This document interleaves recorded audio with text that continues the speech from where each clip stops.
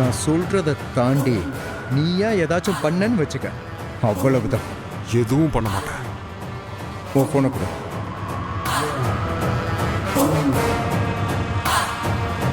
ஜர்க்கினை கழட்டு.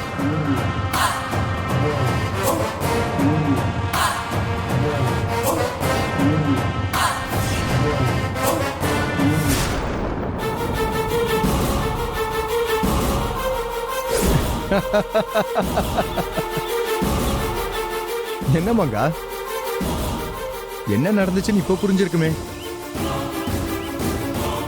புரியலைனாலும் நான் சொல்றேன். நான் நிக்கிற இடத்துல என் கெட்டப்ல அவனை நிக்க வச்சுட்டு அவன் இருந்த இடத்துல நான் இருந்துட்டேன். நான் இங்க இருந்து தான் உங்ககிட்ட பேசிக்கிட்டு இருக்கேன்.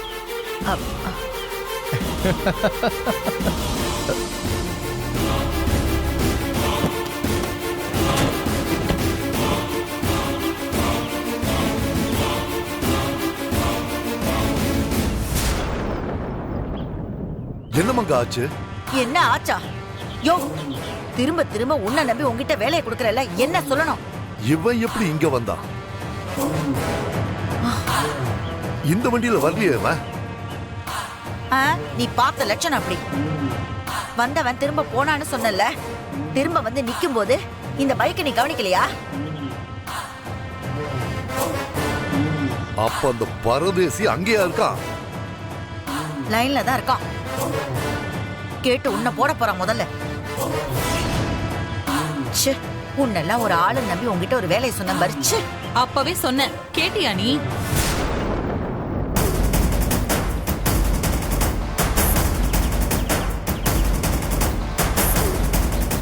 ப்ளீஸ் சார், சார் சார் எங்களை மன்னிச்சிருங்க சார். அது வேற ஒன்றும் இல்லை, நீங்கள் அர்ஜென்ட்டாக பணம் கேட்டீங்கல்ல, என்னால் பணத்தை ரெடி பண்ண முடியல. அதனால தான் நான் தப்பாக யோசிச்சுட்டேன்.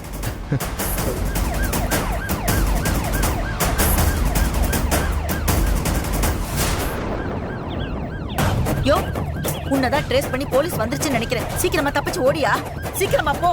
போயா சிவகாமி, சீக்கிரம் ஆட்டோல ஏறு.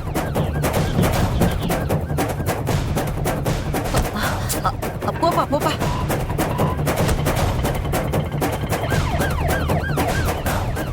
வண்டியில சீக்கிரம்.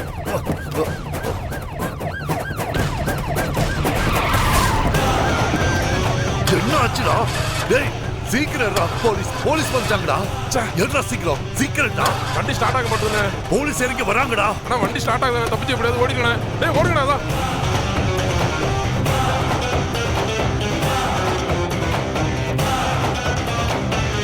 இழுத்துட்டு வந்தால.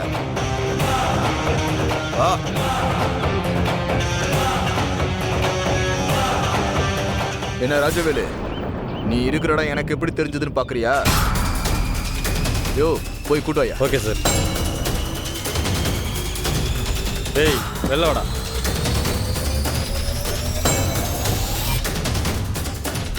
இவன் மாமியாரை பாக்குறேன்னு தானே போனான். நமக்கு ஆப்பு வச்சுட்டானே.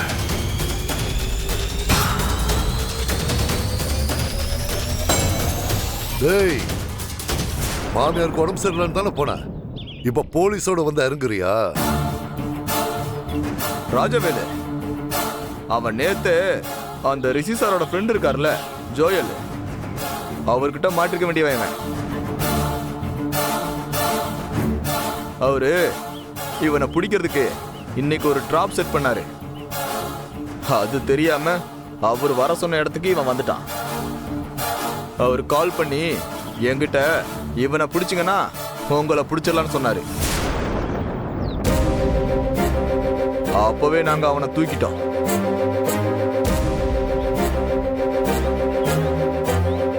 இது தெரியாம அவன் கேட்டதும் நீ லொகேஷனை அனுப்பிச்சு வச்சிட்ட. அண்ணா இதோ இப்ப கிளம்பிட்டேண்ணே. நீங்க எனக்கு லொகேஷன் மட்டும் கொஞ்சம் அனுப்பிச்சு விடுங்க. லொகேஷன் அனுப்பி வைக்கிறேன். சரிங்கண்ணா. ஏய் குர்ரா, யோ சார். இவனை வண்டியில ஏத்தியா. சரிங்க சார். ஓ ஏறா போடா. பரதேசி இப்படி பண்ணிட்டேடா, நன்றி கட்டவன. சாரிண்ணே.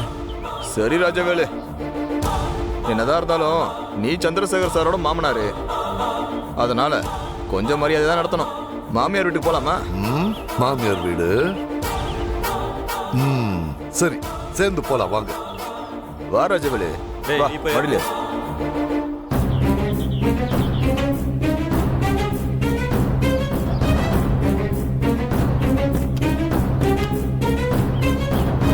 Thank God.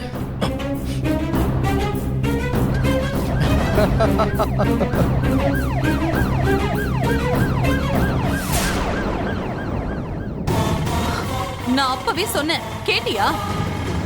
சி, இப்படி ஆயிடுச்சே. உங்க அப்பாவை போலீஸ் சுத்தி வளைச்சிருச்சு. அப்பா நல்ல வேளை நம்மள பார்க்கல. விட்டுடு. உங்க அப்பா கொஞ்ச நாள் போய் உள்ள இருந்துட்டு வரட்டும். அப்பதான் அந்த ஆளுக்கெல்லாம் புத்தி வரும்.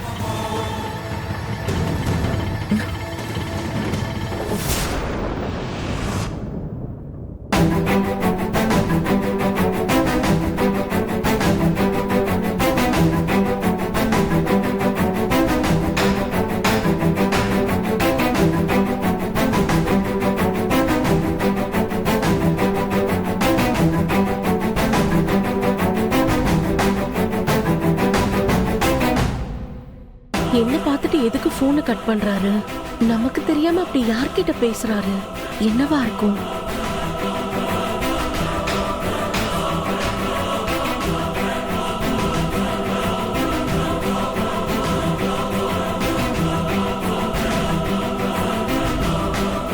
ஏய், என்ன அப்படி பார்த்துட்டு நிக்கிற? இல்லங்க, கொஞ்ச நாளாவே உங்க நடவடிக்கை சுத்தமா சரியில்லை. கண்ட நேரத்துல எங்கேயோ போறீங்க வரீங்க. இப்ப என்னடானா என்ன பார்த்தோன்னே போனை கட் பண்றீங்க. இதெல்லாம் எனக்கு என்னமோ தப்பா தெரியுதுங்க. ஏய், என்ன ஓவரா பேசிட்டு இருக்க? கேள்வியெல்லாம் கேட்டுக்கிட்டு இருக்க? ஆபீஸ் வேலையே கால் பண்ண, அவங்க போன் எடுக்கல, கட் பண்ணிட்டேன். இத பாரு, அத பார்த்துட்டு உன் இஷ்டத்துக்குலாம் கற்பனை பண்ணிட்டு இருக்காத. இல்லங்க, இங்க பாரு, உன் கேள்விக்கெல்லாம் பதில் சொல்ல முடியாது. அதுக்கு அவசியமும் கிடையாது. இந்த வீட்டுல இருக்க வேலையை பார்க்கறதோட நிறுத்திக்கோ. என்ன வேல் பார்க்குற வேலையெல்லாம் வச்சுக்காத. இப்ப நான் குளிக்கணும், வெளியே போ. போ.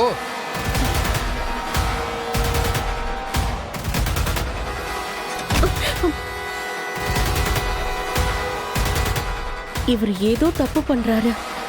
அதான் நம்ம சாதாரணமா கேள்வி கேட்டா கூட இவ்வளவு கோவப்படுறாரு. இன்னும் அந்த லாக்கர்ல அந்த நகைக்கும் விட தெரியல.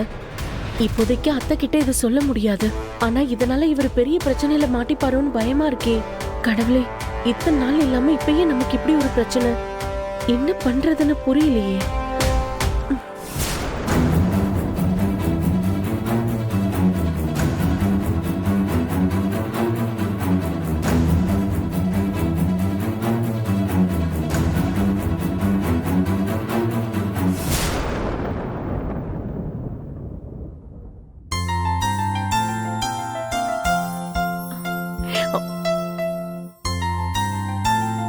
வாங்க சார், வாங்க மேடம்.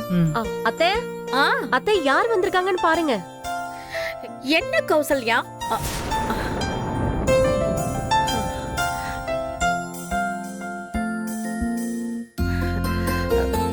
வாங்க சார். வாங்க மேடம். வாங்க. வணக்கம் மேடம். வணக்கம். வாங்கம்மா. வணக்கம். வணக்கம் சார்.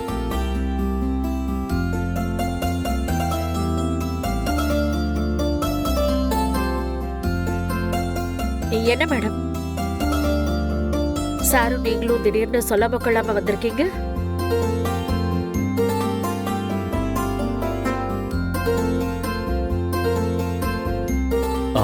அம்மா, நீங்களே சொல்லுங்க. எல்லாம் நல்ல விஷயம்தான் பத்மா. அன்பரசியை பத்தி பேசலான்னு தான் வந்திருக்கோம்.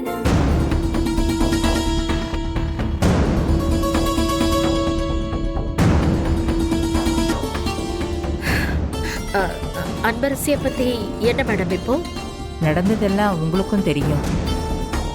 காலம் அன்பரசியை எங்க பக்கத்திலேயே யாருன்னு தெரியாமலேயே கூட வச்சிருந்திருக்கு.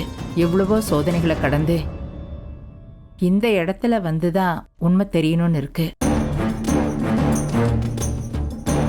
இன்னைக்கு அன்பரசி என் பேத்தி. இல்ல இல்ல, நான் அவளோட பாட்டி. ஆமா, அப்படி ஒரு பெருமையை தான் எனக்கும் என் பிள்ளைக்கும் அன்பரசி கொண்டு வந்து சேர்த்திருக்கா. அன்பரசி விஸ்வா கல்யாணத்துக்கு இனிமே எந்த தடையும் இருக்காதுன்னு நினைக்கிறேன். இந்த கல்யாணம் அவ யாருன்னு தெரியாதப்பவே நடந்திருக்க வேண்டியது. சரி, இப்போ உண்மை தெரிஞ்சுதான் நடக்கணும்னு இருந்திருக்கு. எல்லாம் அந்த முருகனோட விளையாட்டு தான். கல்யாணத்தை இனியும் நம்ம தள்ளி போடுறது சரியா இருக்காது.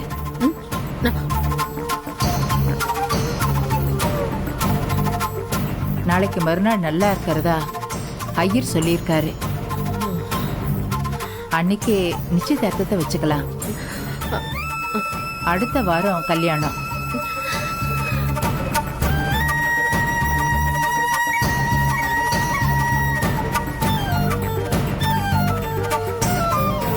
நாள் கம்மியா இருக்கு.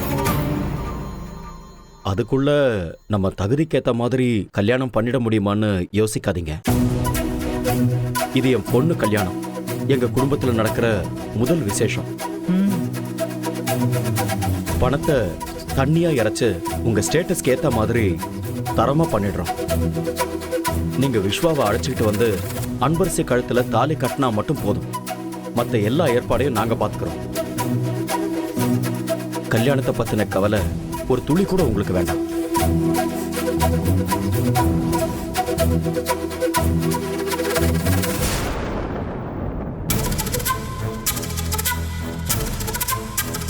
என்ன இது, நாம இவ்வளவு தூரம் சொல்றோம், பத்மா பதில் எதுவும் சொல்லாம அமைதியா நிக்கிறாங்க. என்ன மேடம், நாங்க இவ்வளவு சந்தோஷமா பேசிக்கிட்டு இருக்கோம், நீங்க எதுவும் சொல்லாம அமைதியா இருக்கீங்க. இந்த கல்யாணம் நடக்காது.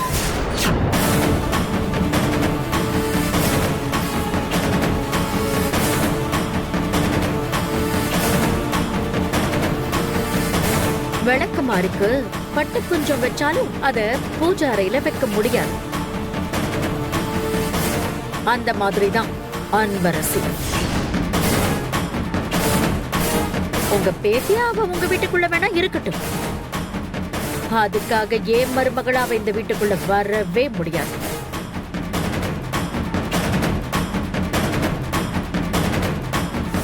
அந்த தகுதி அவளுக்கு கிடையாது. எந்த காலத்திலையும் அது அவளுக்கு வரவும் வராது. பத்மா, அவசரப்பட்டு வார்த்தையை கொட்டிடாதீங்க. அன்பரசி மாதிரி ஒரு பொண்ணு நீங்க எங்க தேடினாலும் கிடைக்காது. எப்படி அன்பரசி மாதிரி ஒரு பொண்ணு எங்கேயும் கிடைக்க மாட்டா மேடம்? வேண்டாம் மேடம், நான் ஒரு பிச்சைக்காரிய கூட என் மருமகளை ஏத்துக்குவனே ஒழிய இவளை never never.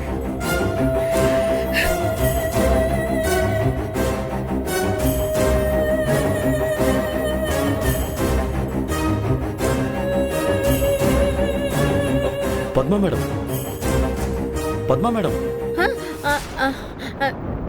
என்ன நாங்க கேட்டுக்கிட்டே இருக்கோம், பதிலே சொல்லாம பேசாம இருக்கீங்க?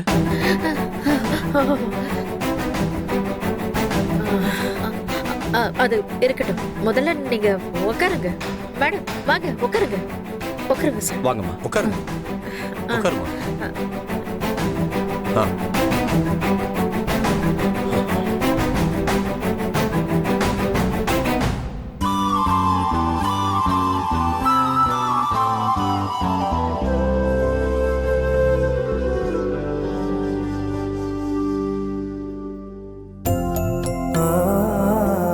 வாங்க அங்கிள்.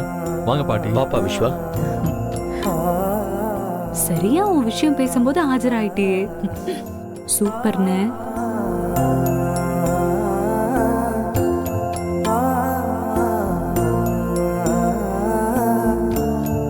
விஸ்வா, அன்பரசிக்கும் உனக்கும் கல்யாணம் ஏற்பாடு பண்ணியிருக்கோம். அது விஷயமா பேசதான் வந்திருக்கோம். ரொம்ப தேங்க்ஸ் பாட்டி. Thanks uncle.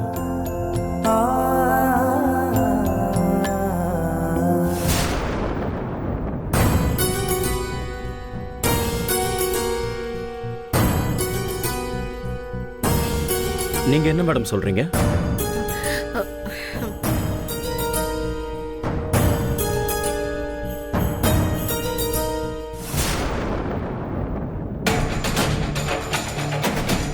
சிவகாமி, இந்த வீடியோ எடுத்தவன் மிஸ்டு கால் கொடுத்துருக்கான். ஒருவேளை போலீஸ்க்கு போய் நம்மள மாட்டி விட்டுடுவானு பயமா இருக்குடி. நீ பண்ண காரியத்துக்கு அவன் உன்னை மாட்டி தான் விடணும். ஏய், என்ன இப்படி சொல்ற? பின்ன என்ன காரியம் பண்ணிட்டு வந்திருக்க? சரி சரி, அதெல்லாம் பயப்படாத. அவன் கண்டிப்பா போலீஸுக்கு போகவே மாட்டான். அதனால அவனுக்கு எந்த ஆதாயமும் கிடைக்காது. நம்மள மாட்டி விடணும்னு அவன் நினைச்சிருந்தானா இந்த வீடியோ கிடைச்ச அன்னைக்கே அவன் நமக்கு அனுப்பாம போலீஸ்கிட்டயே ஸ்ட்ரைட்டா போயிருப்பான்ல. அவனை பொறுத்த வரைக்கும் நாம எந்த பிரச்சனையிலயும் சிக்கிக்காம இருக்கணும்னு தான் பாப்பான். புரியலடி. மா, பணத்துக்காக பிளாக்மெயில் பண்றவன் அவன் எப்படிமா நம்மள மாட்டி விடுவான்? நம்மள மிரட்டி இன்னும் பணம் பறிக்க தானே பாப்பான். ஆமால, நீ சொல்றது சரிதான். ஆனா ஒண்ணுமா, அவனை ரொம்ப நாளைக்கு விட்டு வைக்க கூடாது. அதை நான் பாத்துக்கிறேன், விடு. அப்புறம் கஸ்தூரி இங்க இருந்து கிளம்பி போனால, அவ வீடு போய் சேர மாட்டான். என்னம்மா சொல்ற? ஆமாண்டி, அவ கதையை முடிக்கிறதுக்கு நான் ஏற்பாடு பண்ணிட்டேன். இரு ஒரு நிமிஷம்.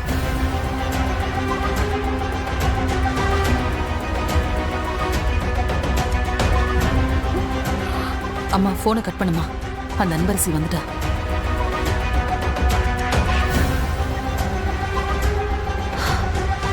சரி வா சிவகாமி, நம்ம ரூமுக்கு போய் பேசிக்கலாம். வா.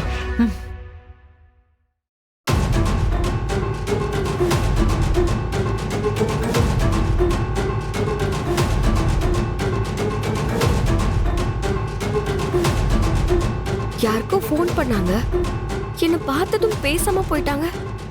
அம்மா வேற தனியா போயிருக்கு. இவங்க வேற ஏன் மேலேயும் அம்மா மேலேயும் கோவமா இருக்காங்களே. கண்டிப்பா அம்மாவுக்கு கால் பண்ணி எச்சரிக்கை பண்ணணும்.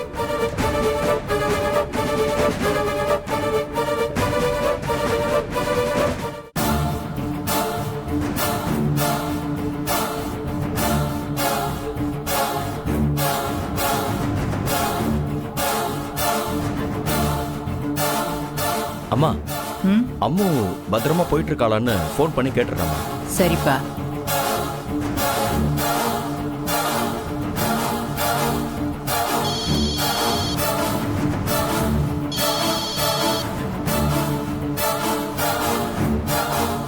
ஹலோ அம்மு. சொல்லுங்க. எங்க அம்மு போயிட்டு இருக்க? என்னங்க, கிளம்பி கொஞ்ச நேரம் தான் ஆச்சு, அதுக்குள்ள ஃபோன் பண்ணி எங்க போயிட்டு இருக்கேன்னு கேக்குறீங்க? இல்ல அம்மு, நானும் அம்மாவும் பத்மா வீட்டுக்கு போய் அன்பரசி கல்யாண விஷயமா இப்பதான் பேசிட்டு வரோம். அத சொல்லதான் உனக்கு ஃபோன் பண்ணேன். அப்பா,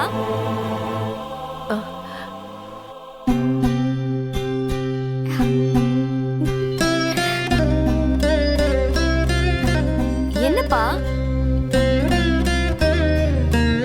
இந்த வார்த்தையை கேட்கறதுக்கு தாம்மா 20 வருஷமா காத்துக்கிட்டு இருந்தேன்.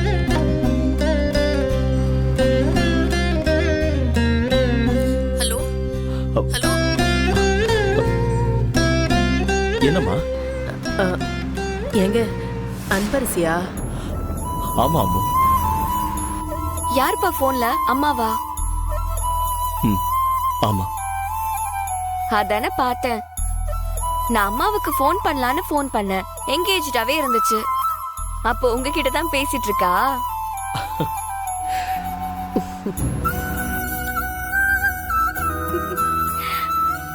என்னங்க, பத்மா என்ன சொன்னாங்கன்னு நீங்க சொல்லவே இல்லையே.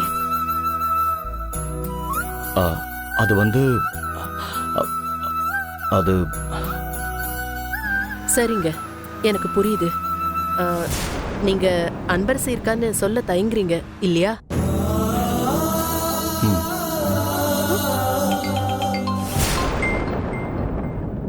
என்ன இது? விஸ்வா சார் கால் பண்றாரு. இங்க பேச முடியாதே. சரிப்பா, நீங்க பேசுங்க, நான் ரூமுக்கு போறேன். சரிம்மா. அப்புறங்க சொல்லு. சரி சந்திரா, நீ பேசிட்டு வா. சரிம்மா.